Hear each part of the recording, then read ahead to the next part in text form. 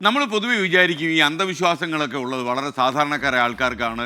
വളരെ പ്രമുഖരായ ആളുകൾ, പ്രശസ്തരായ വ്യക്തികൾക്കൊന്നും അന്ധവിശ്വാസം കാണത്തില്ല എന്നൊക്കെ വിശ്വസിക്കാറുണ്ട്. അങ്ങനെയല്ല കാര്യം എന്ന് തെളിയിക്കുന്ന ഒരു സംഭവമാണ് ഇന്ന് ഈ സുഭാഷിതത്തിൽ ഉൾപ്പെടുത്തിയിരിക്കുന്നത്.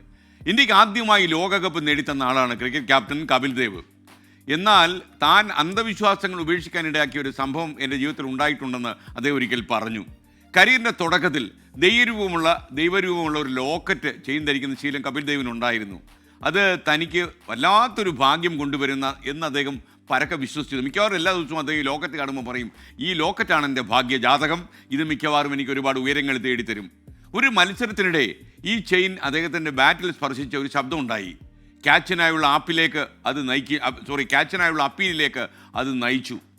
അമ്പയർ കപിലിനെ നോട്ട് ഔട്ടായി പ്രഖ്യാപിച്ചു. ഈ സംഭവം കപിൽ ദേവിനെ ആഴത്തിൽ ചിന്തിക്കാൻ പ്രേരിപ്പിച്ചു.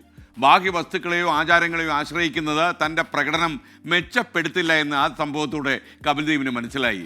അന്ധവിശ്വാസങ്ങളെക്കാൾ ആത്മവിശ്വാസമാണ് വേണ്ടതെന്നും കപിലിന് ശരിക്കും ബോധ്യപ്പെട്ടു. ചെയിനും ബ്രേസ്ലെറ്റും എല്ലാം അന്നത്തെ ഇടം കൊണ്ട് കപിൽ ഉപേക്ഷിച്ചു. എല്ലാം പറക്കി എറിഞ്ഞു. യഥാർത്ഥ വിജയം ഉണ്ടാക്കുന്നത് ഒരാൾ ധരിക്കുന്ന വസ്തുക്കളിൽ നിന്നോ അന്ധവിശ്വാസങ്ങളിൽ നിന്നോ അല്ല, ആത്മവിശ്വാസത്തിൽ നിന്നും പരിശ്രമത്തിൽ നിന്നും, അതും കഠിനാധ്വാനത്തിൽ നിന്നും മാത്രമാണ് കപിൽ ദേവിന് മനസ്സിലായി. കപിൽ ദേവിനെ പോലെ നമുക്ക് മനസ്സിലാവും, ഹാർഡ് വർക്കിന് ഒരു എക്സ്ക്യൂസും ഇല്ല. കഠിനാധ്വാനം ചെയ്യുന്ന ആളുകൾ അവർ ലക്ഷ്യം വയ്ക്കുന്ന ഉയരത്തിൽ എത്തുക തന്നെ ചെയ്യും. ഹാർഡ് വർക്ക് ഇല്ലെങ്കിൽ ബാഡ് റിമാർക്സ് ഉണ്ടാകുമെന്ന് മാത്രമല്ല, നമ്മൾ ഉദ്ദേശിക്കുന്ന ലക്ഷ്യത്തിൽ എത്താൻ കഴിയുകയുമില്ല.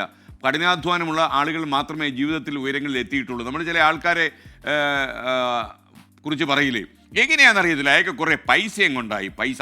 നമ്മൾ അങ്ങനെ പൈസ ഉണ്ടാകില്ല എന്നുള്ളതാണ്. കാരണം കൊള്ളക്കാരനായാൽ പോലും, കള്ളക്കടത്തുകാരനായാൽ പോലും, പോലീസുകാരനെ വെട്ടിക്കാൻ പറ്റുന്ന ഒരു മനോഭാവവും ദാർഢ്യവും ഒരു ആത്മവിശ്വാസവും കരുത്തും ഉണ്ടെങ്കിൽ അയാൾക്ക് കഠിനാധ്വാനം ചെയ്ത് മുന്നോട്ട് പോകാൻ പറ്റും. അവിടെയും കഠിനാധ്വാനമുണ്ട്. പക്ഷേ നിയമത്തിൻ്റെ വഴി തേടാതെ കുറുക്ക് വഴിയിലൂടെ കഠിനാധ്വാനം ചെയ്താൽ ആപ്പിലാകും.